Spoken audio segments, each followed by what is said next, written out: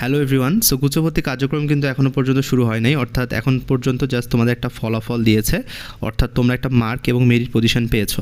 তো এটার উপর ভিত্তি করে তোমাদের কিন্তু সামনে সাবজেক্ট চয়েস দিতে হবে।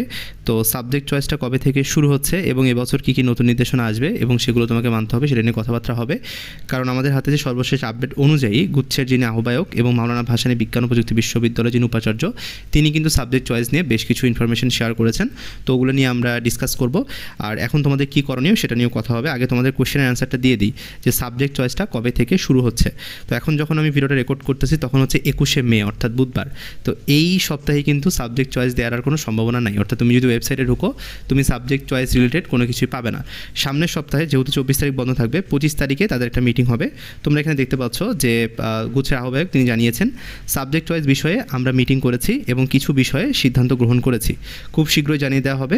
একাডেমিক ক্যালেন্ডার অনুযায়ী অনেক বিশ্ববিদ্যালয় শীঘ্রই ঈদের বন্ধে চলে যাবে। বিশ্ববিদ্যালয় বন্ধ থাকলে যেহেতু প্রশাসনিক কার্যক্রমে জটিলতা তৈরি হয়, তো এই বিষয়ে মাথায় রেখে আমরা আলোচনা করছি এবং পরবর্তীতে মিটিং করে চূড়ান্ত সিদ্ধান্ত নেওয়া হবে।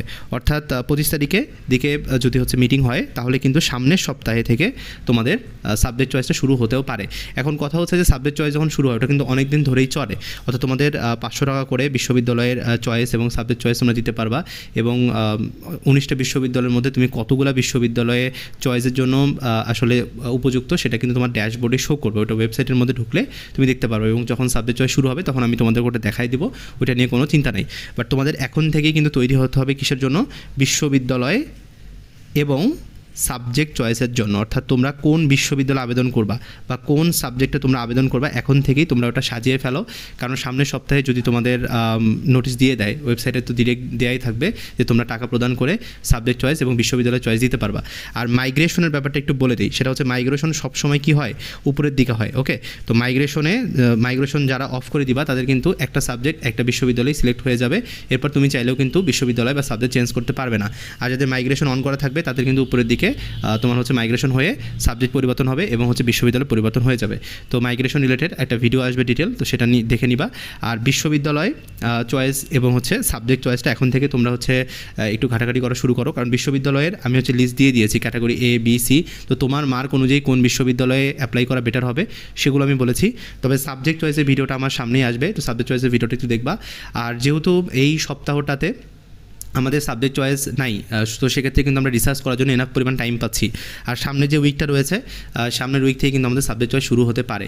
বাট ঈদের আগে কোনোভাবেই কিন্তু আমাদের ভর্তি কার্যক্রমটা শুরু হচ্ছে না। এখানে কিন্তু স্পষ্ট বলা আছে যে ঈদের ছুটিতে সবগুলো বিশ্ববিদ্যালয়ে চলে যাবে। তো ঈদের আগে কিন্তু আমাদের কোনোভাবেই বিশ্ববিদ্যালয়ে ভর্তি কার্যক্রমটা শুরু হচ্ছে না, এটা কিন্তু পরবর্তীতে শুরু হবে।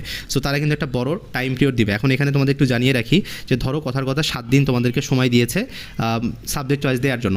তারপরে তারা একটু টাইম নেয় এখানে 2 থেকে 3 দিন, তারপরে কিন্তু তারা হচ্ছে রেজাল্টটা দেয়। অর্থাৎ রেজাল্টটা দিতে কিন্তু সময় নেয়। তো এই বছর দেখা যায় কতটুকু টাইম তারা নেয়। বাট ঈদের পরে কিন্তু তোমাদের ভর্তি কার্যক্রমটা শুরু হওয়ার কথা রয়েছে। বাট সাবজেক্ট চয়েসটা কখন থেকে শুরু হবে সেটা কিন্তু আমরা সামনের রবিবারে জানতে পারবো বা সামনের সপ্তাহে জানতে পারবো। আর তোমরা এখন থেকে সাবজেক্ট চয়েস এবং বিশ্ববিদ্যালয়ের যে চয়েস লিস্টটা সেটা তৈরি করে ফেলো। আর তোমাদের যে কোনো কোশ্চেন থাকলে সেটা আমাদেরকে জানাতে পারো। আর জাতীয় বিশ্ববিদ্যালয়ের জন্য আমাদের কিন্তু হচ্ছে এক্সাম চলতেছে, ফাইনাল মক টেস্ট চলতেছে। তো যারা এখনও পর্যন্ত অ্যাড হও নাই তারা হোয়াটসঅ্যাপ নাম্বারটাতে তোমরা হচ্ছে মেসেজ দিয়ে যুক্ত হয়ে যেতে পারো। দেখা হচ্ছে নতুন ক্লাসে, নতুন ভিডিওতে। ধন্যবাদ সবাইকে।